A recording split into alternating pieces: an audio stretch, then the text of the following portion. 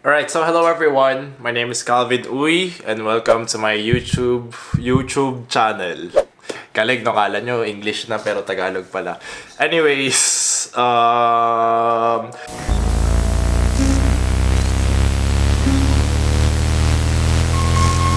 today, or for this video, I would just like to discuss my thoughts on being a freelance artist, or especially with the scope of being a multimedia graduate. For the past 2 years, I've been a freelance. Actually, I don't know what I've been in the past 2 years dahil I wear many hats.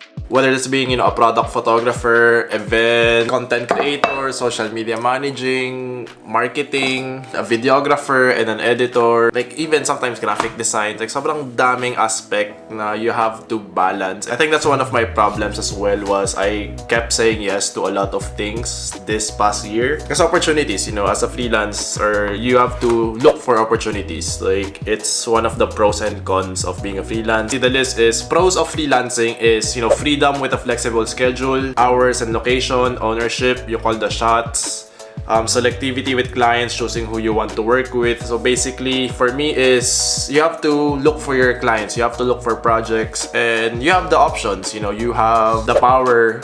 If you don't want to work with this person, why would you? And unlimited earning potential. Basically, if you are a workaholic and you know how to, source for work and you're great at your job, you could potentially just keep earning and earning and earning compared to a limited 9 to 5 job.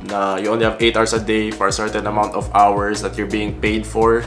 And one of my favorite is no commute or no commuting costs. I'm pretty sure why many people prefer freelancing is so they could work at home. Basically set your own hours. And if you're a shy person, if you don't interact well with other people, you can be by yourself, but sometimes that's also a bad thing.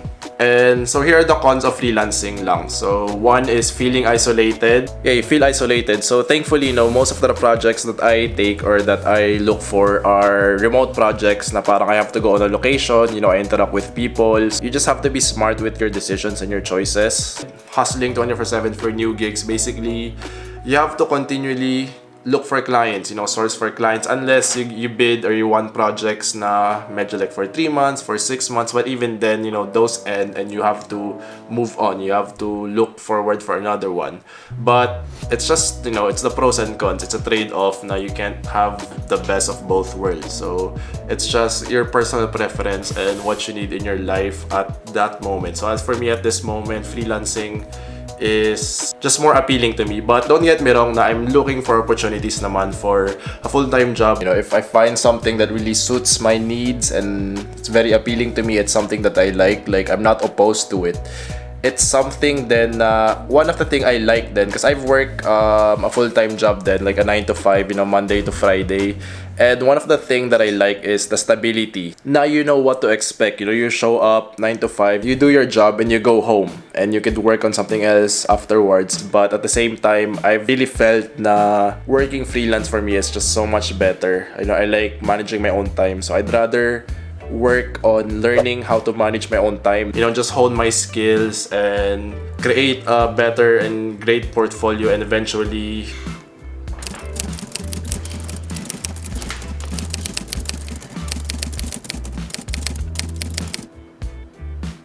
and another con is inconsistent work and cash flow.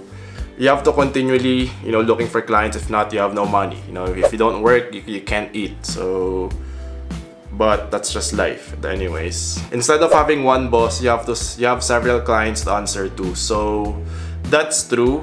You have to talk with multiple people. You have different rates for different projects. That's very tough, but it's just part of the trade-off. No company sponsored health benefits, 401k, blah blah blah.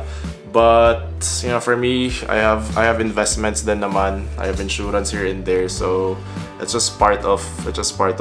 So basically enough with the pros and cons. Like you could search that for yourself. What do you need to know if you want to do freelance as an MMA graduate? So for me, I guess number one, you need to have or you need to know are your project rates and your rates and pricing.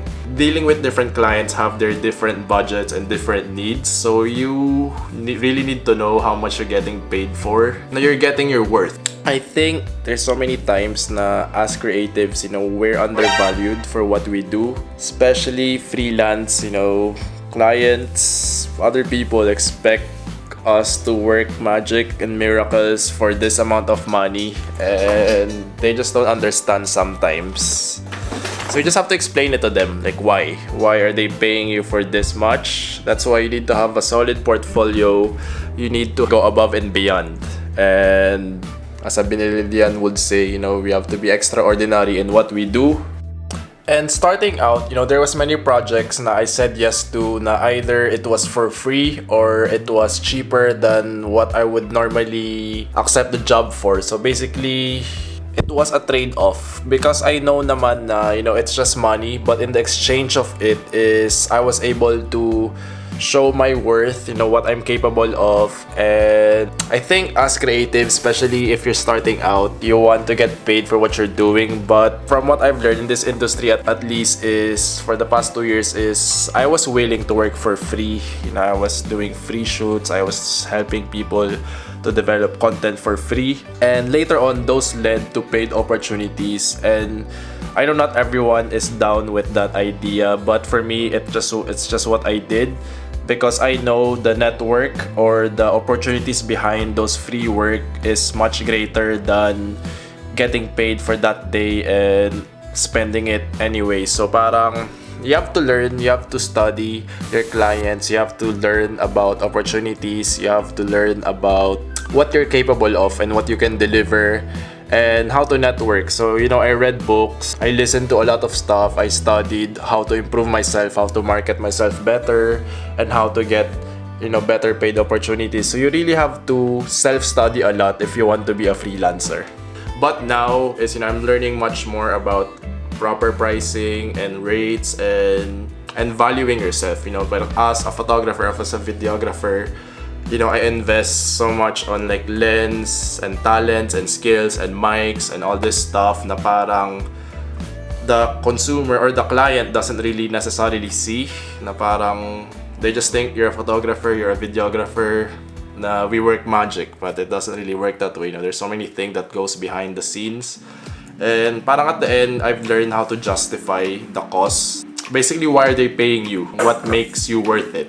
And also another thing you need to know is time management is really everything. Na dahil nga, you own your own time, you can choose to work whenever you want. And for me, it's still a challenge na throughout the morning, I do all the fun stuff. I watch shows or regular. Like I waste my time. Waste your time, however you define spending your time. Let's not use negative word. So towards the end of the night is when I start to work, because you have deadlines, you have to deliver on your projects, on your outputs. So I find myself rushing in the night but I still get my work done, don't get me wrong.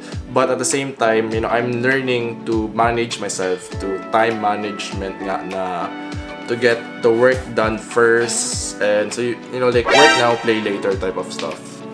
So being a freelance, time management is a very important aspect na I'm trying to learn and I'm trying to improve on, and being very efficient with my time, because efficiency, time is money, as they say, but not everything is money. So it's just balance. Learn, like know what you want, basically, like know what you're in it for. And basically, that's all I've written. So I guess that's my thoughts, and let's just go freestyle. That's the list. And I've said to myself, I'm gonna release a video, or I'm gonna be doing videos at least once a week. Also, the motto for this year is done is better than perfect. I've held on to doing videos, personal videos, sharing my knowledge, sharing what I've learned, sharing my life experiences. I held it off for quite some time now. It was something I've always been meaning to do. So if you guys like this video, don't forget to like and to subscribe to my YouTube channel and hit that notification button. And really, it's really the best thing you guys can do to help me out. Na I don't ask for much. Like, I don't even know why you're watching this, but if you guys are, I do this in my spare time. After working freelance, I work on my own videos and my own stuff na I'm longing to share. So honestly, it's the best thing you guys can help me out on is just you click, you like, you subscribe, or you comment, and you share. Parang it's free things you can do to help not just me, or if you know anyone, like if you have friends who are in the creatives industry na you see who's vlogging or who's putting out video or who's putting out quality content, really the best thing you can do for them is just to like, to subscribe, and to support them because it's free. We're all here to help each other out, especially as creatives, especially as MMA, especially for all of those of the same background, and we're all trying to achieve something. And yeah, you know, sharing is free, sharing is caring. So that's it, guys. Thank you, and wait for the next video next week. Bye-bye.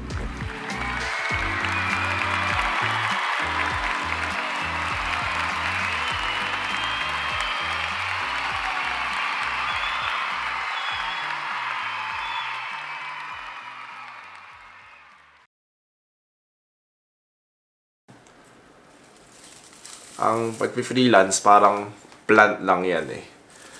Na it's something you have to manage. It's something you have to learn. It's something you have to research. Na if it's something na hindi mo inalagaan, you just can't expect it to grow. Like boom.